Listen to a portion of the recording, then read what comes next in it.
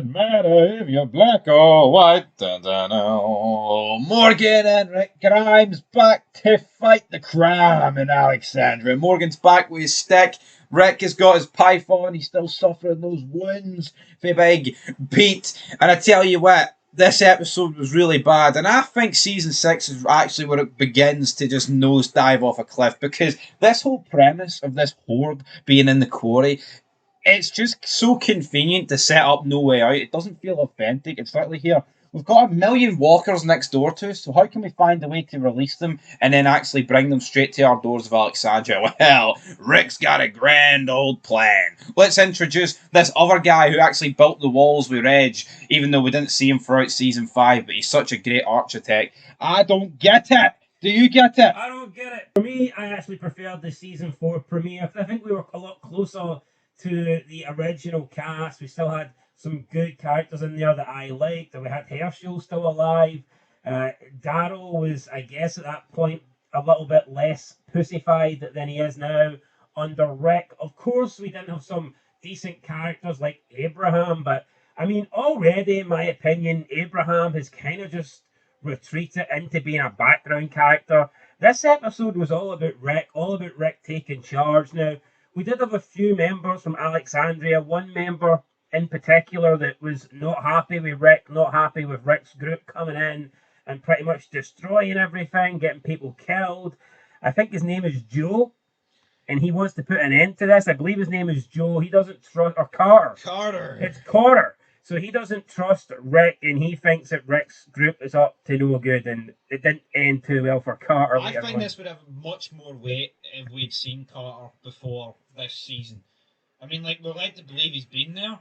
He built the wall, like Donald Trump and Reggie. But here, I'm not buying it. Make Alexandria great again. I tell you what, you can still get mag out of that, can't you? Well, you can, but was it ever good to begin with? Was it ever great to begin with? That we do not know. Now, this episode was kind of hard to follow, because do you think that Fear the Walking Dead season 4, do you think they copied this episode by any chance? Because this episode was kind of told, it was one, you were getting color, then you were getting black and white, but you were also getting like fast forwards, and you were telling things that happened in the past as well.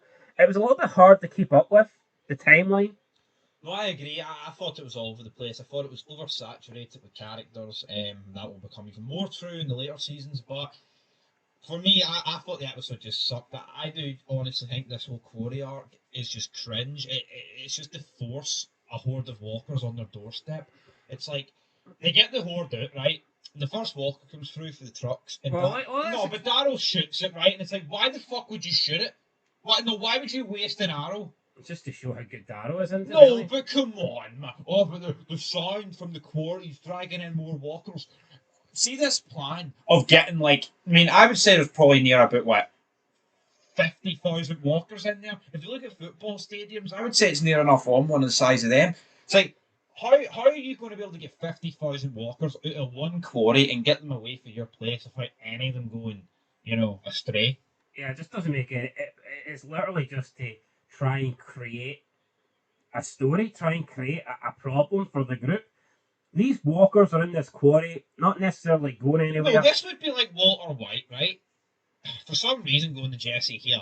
How about we risk it and we go make fucking meth in Hank's kitchen? Why would he do it? This is not quite the analogy I would have used, but yeah, Rick thinks that these walkers could potentially stumble out of the quarry and come to Alexandria, but how would they just automatically get out of the quarry and then in single file all of them just head directly to Alexandria? We know that's not how it works. They're attracted to sound. They see people. They go after people. There's nothing to suggest that this group of walkers is going to get out of this quarry and just head straight to Alexandria, but that's the premise of the episode. So they plan on getting them out. They're going to try and lead them away. So they're doing this. We see earlier Carter is speaking to some of the members of Alexandria. He's speaking to Tobin. He's speaking to somebody else in there who doesn't really have a name. Just a bunch of characters that we haven't really been introduced to yet. He wants them to go up against Rick. Eugene is listening in. Well, Eugene. hold on, actually, let's just talk this. See if this fucking Carter guy can build walls. Why not build walls in the fucking quarry then? See the entrance in that he led. Why not just build a wall there? And the walkers literally can't get through it. No, it's so much easier to deal with these walkers, right? That's a very good point. While they're at, no, very good point. If you're going to build walls to direct them out, why not build walls to keep them in? But see the fucking retards that bum like this show and pretend it's the Holy Grail. And there's not one TV show on fucking God's green earth, right? Where there's not a plot hole, but I think they appear in a barrel in this, man. I said, why not just build a wall in the quarry? What would you say is the show with the least amount of plot holes? I'd say Breaking Bad. Yeah, but the cousin's crawling on the floor. I mean, I don't know if that's a plot hole. I just didn't understand it. I thought it was like Metal Gear Solid, if he crawled over the landmine. Yeah, I need to think, right? But I mean, I think The Walking Dead's one of the worst. Yeah. So back to my point here, we have Eugene falling over. That alerts Carter. Carter comes out. He's got a gun. He's going to maybe shoot Eugene. Rick walks in. What's happening here? Eugene then says that he's trying to conspire everyone against you, Rick. And then Rick disarms Carter, and he guess he could have killed Carter, but he lets him go. And he says, "We're saving you people." And the whole thing here is Rick believes that Alexandria have been lucky because they haven't had to get into any combat. They've managed to survive because they've been within the walls their entire run so far during the zombie apocalypse. So Rick thinks that they suck and they're not combat ready, which is, I guess, is kind of true. Later on, we see Eugene. He is on gate duty. We have a group coming back. They've been out a few weeks. Eugene doesn't know them. The group want in, but Eugene's like, well, since I don't know you, I can't let you in. And then the main guy threatens to essentially kick Eugene's ass if he doesn't let him in. Eugene lets him in. Turns out this is Heath, who I thought it was a decent debut in terms of Alexandria characters. He's probably somewhere up the top of the list, if not the very top of the list. So I think Heath seems like an okay character. Eugene compliments him on the hair. He says, I appreciate the hair game. And Heath looks at him like he's a fucking nerd, which I guess isn't far from the truth. And that was pretty much it in terms of what happened in Alexandria. We also had Pete getting buried, but Rick says to Morgan, nah, you don't bury him here. Or was it not Morgan? It was Tobin. Tobin. No, I just don't. Right, Rick's like, we don't bury killers in our walls. You're a killer, Rick. Everybody in the group's a killer. And then Diana fucking backtracks, man. Not a backbone honor. Backtracks and like, yeah, you're right, Rick. We should bury him. You know what I don't get, right? First of all, he didn't mean to kill Reggie, right? It was an accident. But that's irrelevant, right? We're not deciding should he be punished or should he be killed, should he be exiled. Rick's already killed the guy. Considering that Pete he didn't mean to kill Reggie, he didn't go about, raping 10 million kids, he didn't do any of that shit. The guy's already dead. What harm would it be in letting him be? That's where he lived. That he was a doctor in that community, he treated people. Where would the harm be in allowing Pete just to be buried there? Have a little bit of humanity. But no, he can't be buried there. Deanna says take him, a couple of miles out of down the road or whatnot. And then Pete's son follows. And this is where they first see the quarry. This is where they first see the quarry of walkers. And Pete's son, then, I guess he's still a bit got resentment towards Rick and Morgan. But, I can't blame him. But as well, factor in his sons, right? So what if they want to go and see their father's grave? They need to travel fucking 2 miles out to the middle of nowhere. That's pretty much and it. It's an unmarked grave. How pathetic, right? And how cheap is this for Diana? I get it that he killed her husband, but like I said, it was an accident. See if it was like a cold-blooded murder, you could be like, fair enough. No, I would accept it, but again, it was accidental, right? And Diana's just not a leader. I mean, no, this is Rick. I'm on about to say for the fact that the guy's family, his kids. Yeah. Where would be the harm in just letting Pete be buried in Alexandria? What is the harm in that? Reggie's no coming back. He's dead. Yeah, but you look at somebody like Glenn, right? Nicholas literally tried to kill Glenn in this episode. Well, last episode, but then this episode, Glenn's tag teaming with him. Why doesn't Glenn voice up? He's like, you know what, Rick? This Nicholas tried to kill me, but we're trying to make it right. Yeah, he killed Reggie by accident, but we should bury him at least in the walls. Why doesn't Glenn grow a fucking backbone? Well, why is Nicholas not put it out? Well, nobody knows about Nicholas, so I mean, you've got that. But I thought this was. I didn't think this was very fair. Yeah, but like it's like Glenn's. It doesn't feel like the characters are intertwining with each other, man. It feels like Rick and Morgan were the only fucking two this episode that interact with each other. Glenn's interacting with Maggie and co, and like everyone else is just stuck in limbo. Like Abraham's just drinking and running beside the car with Sasha. You've got Tara wakes up from her, I don't know, banging her head or concussion. Eugene comes in, Eugene's staring at her. Tara then says, "So someone send Noah in here to protect me?" that cringe, right? And then everyone looks at her, and Tara gets revealed to her that Noah obviously didn't make it. And it's like, when was Noah the protector? Yeah, and when was like Noah ever close to any of these fucking guys? He knew them all about 5 seconds. Yeah, I never really got this Noah, and I mean, Noah didn't even. I mean, he didn't even meet Tara until the very end of episode 8 of season 4. I would say the only person this would have made sense Right. for was Glenn, because Tara and Glenn were with each other a while, and like he did protect her. Yeah, but didn't So really make much if, sense. if they wanted to use this in season 7, episode 2, go ahead. But I think they jumped the gun here. Anyway, let's go back to the quarry then. So the walkers are coming through. Daryl's trying to lure them out. The walkers are all breaking through now. They're getting out the quarry. Daryl's luring them on his bike. We have some people scrambling. Carter scrambles through the woods. I guess he shot himself. Wasn't ready. And then he runs into one single walker.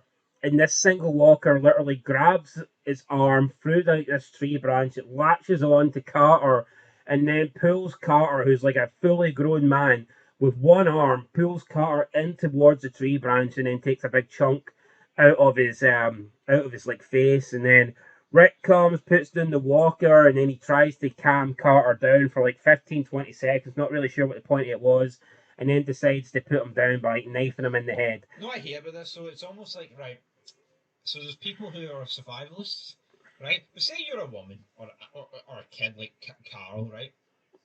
Yeah, you could be a survivalist, but Carter's going to have like 3 times the amount of strength for you. Yeah, no, That's just the fucking. this That's isn't just about the laws this of isn't about physics. this isn't about surviving or being able to throw a punch or being able to use a knife.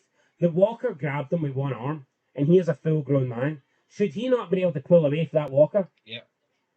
But the walker somehow just pulled him right into the fucking tree. We've seen Carl, right, when Rick was recovering back in episode 9 of season 4. I think there was 3 walkers on him at one Aye, point. and he got away. So come on, what are we doing here? But Carter, fully grown man, one walker.